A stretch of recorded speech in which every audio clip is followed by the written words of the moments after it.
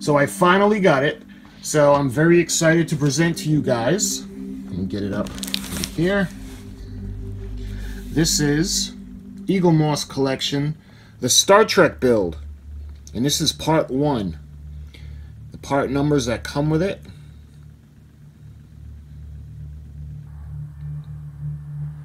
Well, greetings once again, my friends, my fellow modelers, and my fellow Star Trek fans. Today's video is going to be very special. Well, special to me anyway.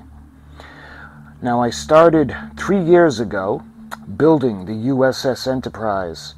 And of course, it was Eagle Moss when I had started. And it took a little bit of time, especially when Eagle Moss ended up going bankrupt. And we had to wait for another company to pick up where Eagle Moss left off. This is actually going to be the last shipment for the whole Build the Enterprise NCC 1701D. Now, one of the problems I had was when it was Eagle Moss, you could do the upgrade and you can get this really cool base that lit up. Unfortunately, when FanHome took over, I had inquired about it, and the only way to get the base is to start from 0 and work your way all the way up again, which obviously I'm not going to do. And the person I spoke to said that they do not at this time offer the base separate, but I hope at some point they will. But my friends, let me show you what's going to be in the final shipment of the U.S.S. Enterprise NCC 1701 Build the Enterprise D.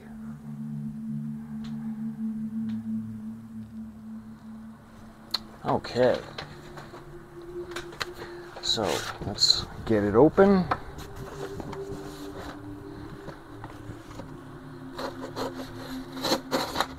So this is shipment number 31. And you can see this is F419KTS031.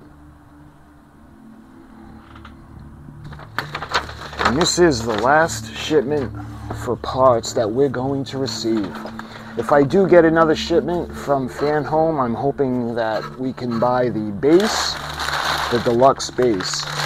So, oh, look at that. Right off the bat, we can see the decals as well as the final little piece that's going to go under the primary hull. We've got another section. You can see where the battery box is going to be. And it looks like we have 2 of those. And let's see. We've got number 31. And this is the last magazine. So these magazines have been really awesome because they actually have been going through all of the episodes from Star Trek, The Next Generation. So what we're going to do first is we'll go through, just like we've done since shipment number 1, we'll go through the magazine and then we'll go through the parts packs. So we've actually got 2 of part number 119 for the pack. And lastly, 120. So why don't we go ahead and check out the magazine first. You can see the dorsal hull of the beautiful U.S.S. Enterprise. And as usual, we have in this issue, you can see the ship parts, the assembly instructions, and this is the episode guide. So you can see the index. So we got the parts pack, as usual. You can see for stage 19, we've got it's kind of like a cover, and you can see where the battery pack cover is going to go on the inside, and we've got the BM and FM screws. You can see working with the decals Stage 120 comes with decals that are applied using water. Before starting to apply the decals, make sure your model is free from dust and grease, and try to work in a dust-free area. Prepare a half-full bowl of lukewarm water before you start applying each decal, and keep the microfiber cloth, such as a lens cleaning cloth, at hand. Leave each decal to dry about 24 hours before moving on to the next one, working with a fresh dust-free bowl of water each time. As ever, work on a soft cloth to protect your model when applying the decals. Green alert.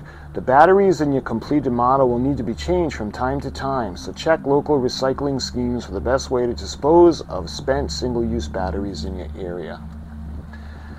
You can see stage 120. We have the section that's going to be with the magnets that's going to cover this section. And we also have two other parts, 120C and 120D. And those 120Es, I think, are decals as well. And you can see the parts list. So moving on to stage 119 assembly. In the penultimate stage of the assembly, you will fit the final battery box inside the saucer and adjust the internal cabling for the final time. Red is used for the screws, arrows, and connection points. Yellow is for the new parts, and gray shows the assembly so far, and blue is the illuminated parts. So you can see the way it's going to look. You know, I could have sworn we already did this. I don't know if this is a repeat or not, because I don't think there's another battery box, but we'll see. So I think that's it for stage 119. Nope. So we're going to put it in. You can see the cable, 62D. Return to your main ship. The builder located at the end of the power connector cable, taking care not to disconnect it from the saucer PCB board, and carefully plug the cable from the battery box assembly into the power connector as shown. And that's going to be held in place with FM screws.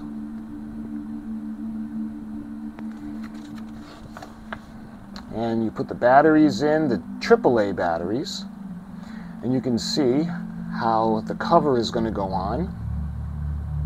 And that's it. So the system diagnostic. If any of the LED lights in your build don't work, when you come to test them, try the following steps. Try again with fresh batteries in the battery box. If this does not solve the problem, plug in the next non-functioning lights in the battery box into one of the other PCB boards supplied with your build. If the lights come on, there is a fault with the first PCB board. If that still doesn't work, test the PC board with another set of lights and elsewhere in the build. If they light up, the original lights are faulty, please contact your customer service department for a replacement using the details on page 2. So that was everything for stage 119. So check it out now. Stage 120, and this is relatively simple because what we're going to do is we're just going to put that cover on top, and that's got magnets. Fit the right battery box panel cover on the exposed battery box panel. This is held in place with magnets for easy access to the battery box. You're going to see, as usual, the areas of the ship we're going to be working on. Then use a sharp craft knife to carefully separate the screw cover from the sprue, and push the screw cover into the recess shown under the rear side of the ship's battle section. So now it comes to the final step. So these are water slide decals. Begin with the step by identifying the dorsal saucer decal 120C, noting that it should be applied to the top of the saucer. Make sure this area is free from dust and grease. Dab it lightly with lukewarm water until the entire area where the decal will be applied is moist. So we have the one on top, and it's got the name U.S.S. Enterprise. And these are water slide decals, so we'll use a setting solution after, and I'll use a clear coat to protect it. You can see the top. And we're going to do the same thing for the bottom. Repeat steps B and C for the ventral saucer decal 120D, working with a soft cloth to protect the decal and the model. So we got NCC 1701D on the bottom, and And on the top we have the U.S.S. Enterprise as well as the registry markings. Oh, looks like we got more. Okay. Oh, you see the little lines, the little decals? When another 24 hours has passed, make sure the edge of the saucer is free from dust, and you can see the black decals, and you can see where they're going to go. They're going to go on the side of the impulse engines on port and starboard.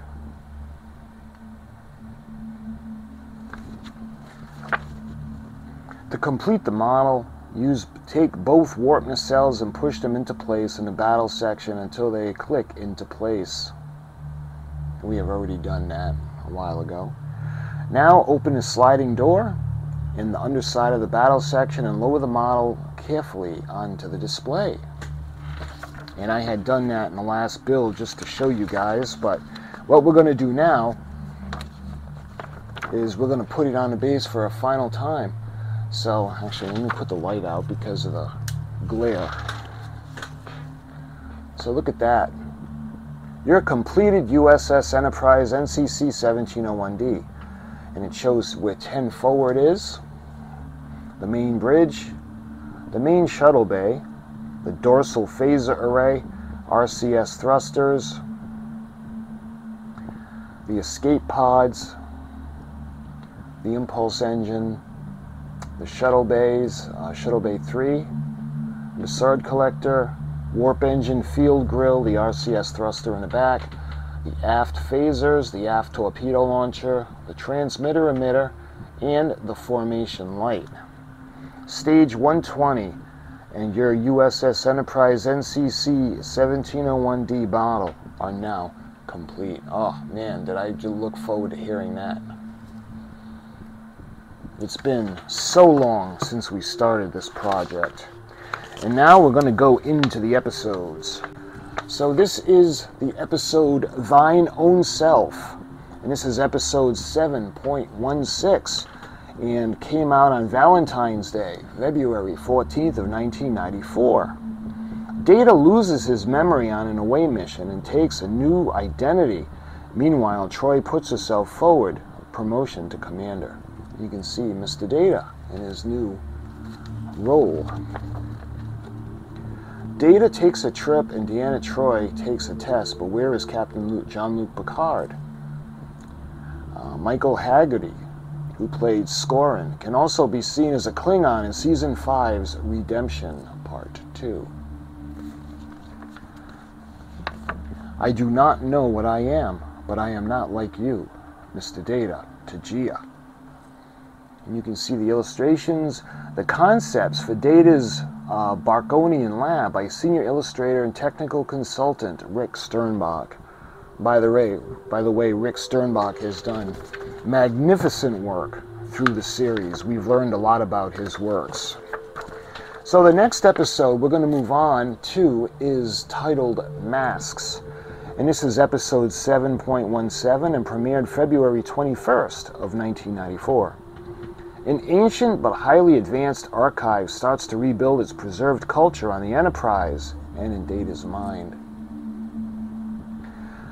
The only episode of Star Trek The Next Generation to not have any guest stars is not shown on behind-the-scenes stories or in-screen characters. Geordi, what does it feel like when a person is losing his mind? Data. You can see on the bottom, visual effects supervisor Dan Curry studies model for the archive. These are 2 iterations of Santa Barbara Studios, now lost digital versions of the structure.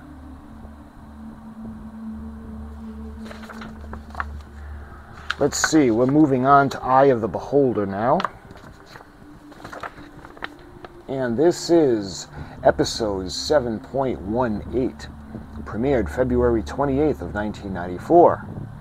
Troy and Worf investigate a suicide inside one of the Enterprise's warp nacelles. Nothing is as it seems in the mind-bending mystery. Not even the seemingly vast warp nacelle field's interiors are set.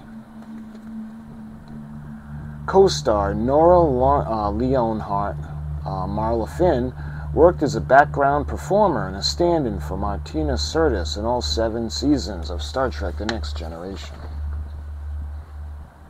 If you hadn't been there, I would have jumped. Troy to Worf. And this is Doug Drexler with Anthony Fredrickson's nacelle tube miniature, comprising vacuum-formed warp coils. So if you ever wondered what it looked like inside of the nacelle, check it out. Love it. Next we move on to Genesis, and I love this one. You can see when Captain Picard comes back to the Enterprise and it's drifting through space and everything is array, nothing is working, and he goes into Counselor Troy's quarters and sees her in the tub. This is episode 7.19 and premiered March 21st of 1994. A medical mishap causes the crew to de-evolve into primitive beings with only Data unaffected. Star Gates McFadden takes her only turn in the director's chair, channeling Alien and enduring through an earthquake. So I have bad genes? Reg Barkley. Barkley is one of my, probably one of my least favorite characters. I don't know, just something about him. He's so needy. You can see, speaking of Barkley, the arachnid type of de-evolving. Director Gates McFadden gets up close and personal with guest star Dwight Schultz as the de-evolved Reg Barkley, Genesis. The last of Barkley's 5 appearances in Star Trek The Next Generation, though Schultz would reprise the role on a big screen in Star Trek First Contact in 1996 and in 6 episodes of Star Trek Voyager. If you remember, it's actually Barkley that's responsible for making contact with Voyager, where they're actually able to contact Starfleet Command, even being in a Delta Quadrant.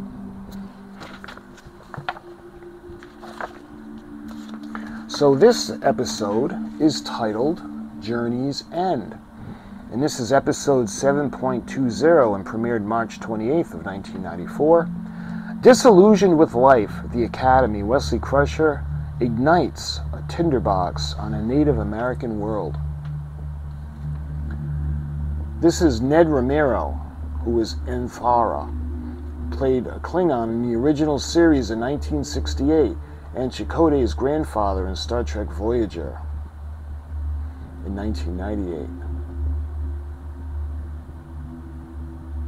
I'm thinking he was king of the Klingon Empire.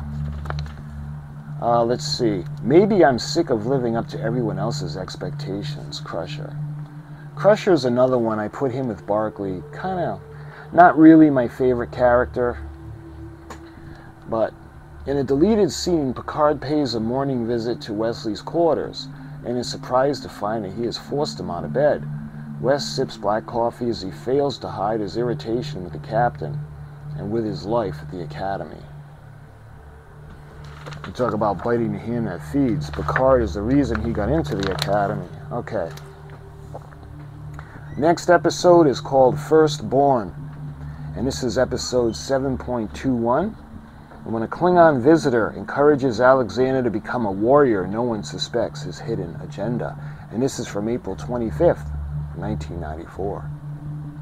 Alexander's last Star Trek The Next Generation tale could also have been a 2-part swan song for Kalar. Your head is full of foolish human notions about the way things are. Kitmar to Alexander. Star Trek The Next Generation stunt coordinator Dennis Madalone and Brian Bonsall rehearse Alexander's ceremonial fight with Molar, John Kenton Shull, just visible on the left. Madalone wears a full Klingon makeup as he also plays one of the 2 holographic Klingon warriors in another fight scene shot on his set later in that day. Of course, that was on a holodeck. When we move on, this one is titled Bloodlines. And this is episode 7.22 and premiered May 2nd of 1994. Captain Picard faces up to the responsibilities of fatherhood when Ferengi Damon Bach threatens the life of his son he knows nothing about. And it turns out that that's really not Picard's son, but he wanted him to think so. Star Trek The Next Generation goes back to Bach in an episode that links Season 1 to Season 3 of Star Trek Picard. The second performer to play Bach after Frank Corsentino, Lee Arenberg, also appeared in Star Trek Voyager and in Star Trek Enterprise. I'm going to kill your son, Picard, just like you killed mine. Bach. Of course, he wasn't Damon anymore. He was stripped of the command. And these are concept art for two of the Ferengi knives by senior illustrator and technical consultant Rick Sternbach. Those are pretty cool looking. So the next episode we have is Emergence. And this is episode 7.23, premiered May 9th of 1994. When the Enterprise creates a new life form with the power to control the ship, the bridge crew venture into the holodeck to grapple with its dreams. Star Trek The Next Generation travels in style on its last trip to the holodeck, but keeps the budget firmly in check. Consciousness is an emergent property. Mr. Data. Steven Spielberg's visual effects studio, Amblin Images, worked on Star Trek for the first time to create this episode's emergent life form. You can see on the left, David Huddleston, the conductor, is best known for his films Blazing Saddles in 1974, Santa Claus the Movie in '85, and The Big Lebowski in 1998. Wright, first seen in Romulans in Season 5's The Next Phase, Thomas Capacci, the engineer, is one of Star Trek's most prolific guest actors, featuring in 2 episodes of Star Trek The Next Generation, Star Trek Deep Space Nine, and Star Trek Enterprise, and 1 episode of Star Trek Voyager.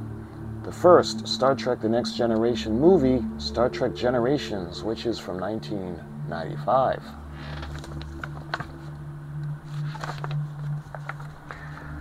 The next episode is Preemptive Strike, and this is episode 7.24, and this premiered May 16th of 1994. Lieutenant Rowe goes undercover to set a trap for rebel group the Marquis, but finds a father figure among their numbers. So, Preemptive Strike. Having turned down Star Trek Deep Space Nine, Rowe returns to give a familiar face to the rebels of Star Trek Voyager. And this is Katla. Shannon Cochran returns to Star Trek Deep Space Nine episode Defiant, also guest starring Jonathan Frakes as Thomas Riker. Designed by Jim Martin and built by model maker Greg Jean. Greg Jean is just one of those amazingly talented people. The Marquis fighter miniature later formed the basis for the larger Marquis Raider seen in Star Trek Voyager. It's been a long time since I really felt like I belonged somewhere. Roe Lauren. So, this is probably one of the best episodes of the whole series. And this is All Good Things. This is episodes 7.25 and 7.26. And of course, this is the series finale. This first one premiered May 23rd of 1994. After a 7-year adjournment, Q resumes his trial of humanity, settling Picard on a puzzle that must be solved at 3 different time periods. Must come to an end, All Good Things, and a final feature-length episode of Star Trek The Next Generation bows out on an all-time high. Season 1 regular Denise Crosby returns as Tasha Yar, a role she also reprised in Season 3's of yesterday's Enterprise. The trial never ended, Captain. Q to Jean-Luc Picard. ILM digital matte artist Eric Chauvin made the animated 2 establishing shots of Cambridge in the 2390s, using reference photos taken by a friend who lived in England, and one shown here was not used on screen. This is the concept sketches for makeup supervisor Micah Westmore, the aging prosthetics to be applied to Gates McFadden, Beverly Crusher, Jonathan Frakes, Will Riker, and LeVar Burton, Jodie LaForge, in the episode All Good Things. Future segments, Westmore worked on Star Trek The Next Generation from the very beginning and was nominated for Emmy Awards in all 7 seasons.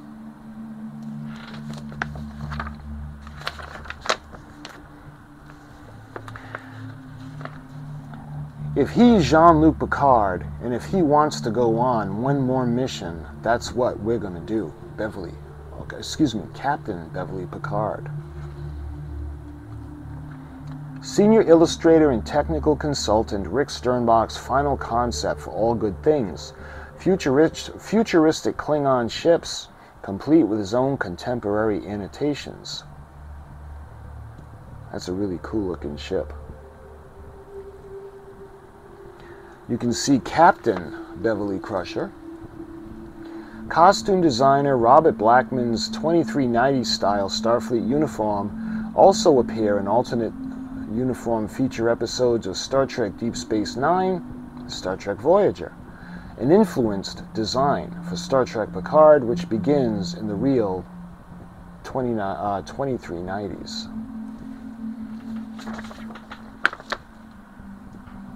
And look at this. This is awesome. The various add-ons for the full version of the Enterprise D were built by the model maker Greg Jean and designed to attach to the regular filming miniature without damaging it. Greg Jean is just amazing. You know, guys, I'm going to be doing a video on him, as I respect him so much, from his model making abilities, his creativity, and don't forget, it's because of him that we were able to get the Wand Company's Star Trek communicator, phaser, and very soon the tricorder, because he actually had the filming props from Star Trek and he allowed them to completely scan them in. So this guy is so amazing. I want to do a video just on Greg Jean. But you can see this is the Enterprise Admiral Riker's Enterprise, and I love this thing. That she is amazing. I wish we would have gotten to see more of her. Motion control specialists A.J. Rado and Dennis Horter prepare the modified Enterprise D miniature for filming Visual Effects Studios Image G.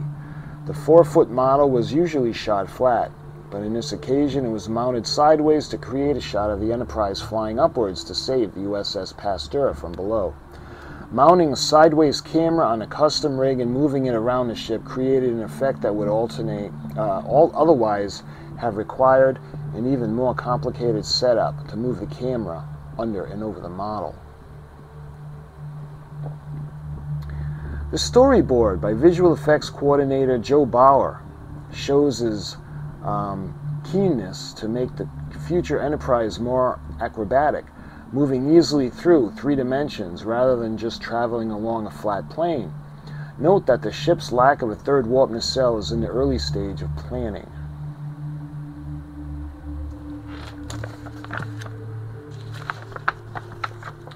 So the Sphere Builder. And again, this is another awesome model. This is the movie model maker Bill George harked back in the 1960s with hobby build the U.S.S. Pasteur. You can see the filming model, the light ring, and finally, look at that. From the top to the bottom, one of Matt Jeffrey's original series Enterprise concepts, the U.S.S. Olympic, under construction in Bill George's workshop, the finished model with Olympic decals prior to her renaming.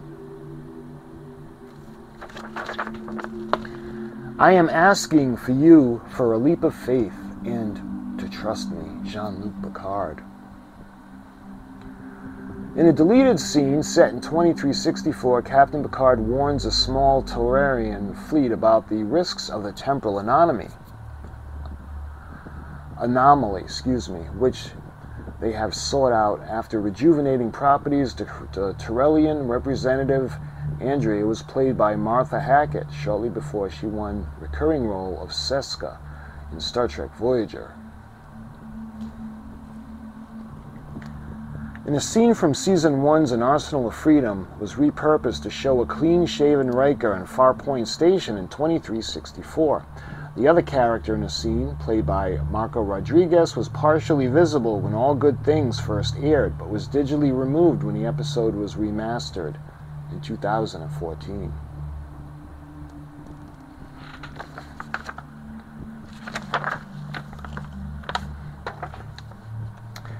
Five-card stud, nothing wild, and the sky's the limit. Jean-Luc Picard speaks for the final time in Star Trek The Next Generation. Of course, you guys may or may not know, but a lot of the times they like to play poker, and the captain actually never attended.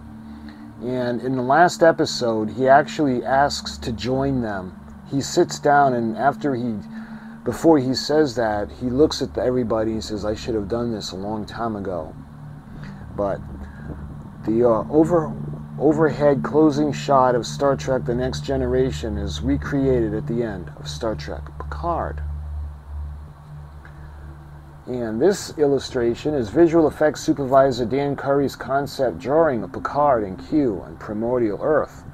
Finished effects shot combined a small physical set and a foreground miniature built by model maker Tony Dublin. Digitally manipulated footage of the ocean waves, liquid nitrogen swatted up on a black velvet, and the lava made for a food thickening agent. So that was a pretty wild scene. So this is the continuing voyages of the Star Trek of the Enterprise D, following the Galaxy-class filming model and their digital descendants from 1994 to present day. And I love that. Look at her. I think she's absolutely gorgeous. The U.S.S. Venture and Star Trek Deep Space Nine. Above, the digital version of the D in Star Trek's Enterprise. Left, the model miniature, Greg Jean working on a 12-foot wide saucer model for Generations, and below, the new digital itineration of the Enterprise D in the opening shot of 2020 Star Trek Picard. And that is the final magazine from FanHome, formerly Eagle Moss, of Build the U.S.S. Enterprise, NCC 1701D. This is shipment number 31. So this is a pretty special occasion. So let's put the light back on. And we're going to check out. Now, for some reason, I got 2 issues of 119. I'm not quite sure if we're going to use them both or if they put one in extra by accident. But we're going to keep this one unopened. We'll put that to the side for a moment. And let's go ahead and we're going to open up this one.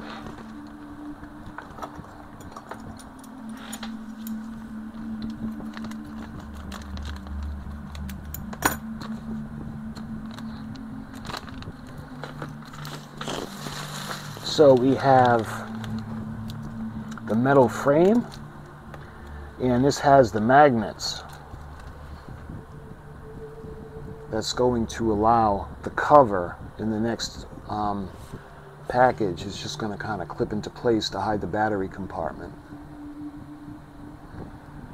So I think we might have gotten another one because the other one that we put in might not have the magnets, but we'll see. So anyway, this is where the battery compartment, we're going to be able to have access to it. You can see where the cover is going to come off. And as with the millions of screws we have a package of BM and a package of FM.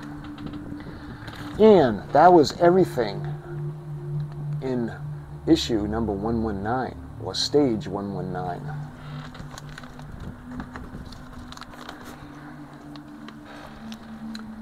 And lastly, the last stage of this build is number 120. So let's go ahead and open this up. We got a few interesting things in here.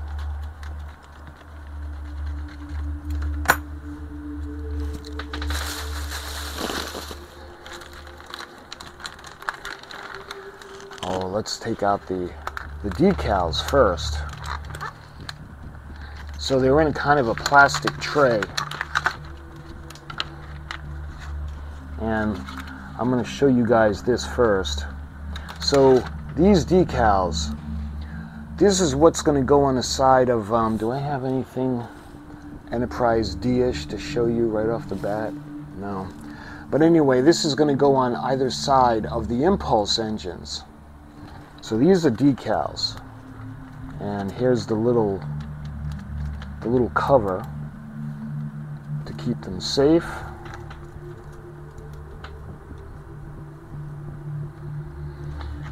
Alright, and now we have the registry marking decals. So we've got the ones for the top, and we got the ones for the bottom.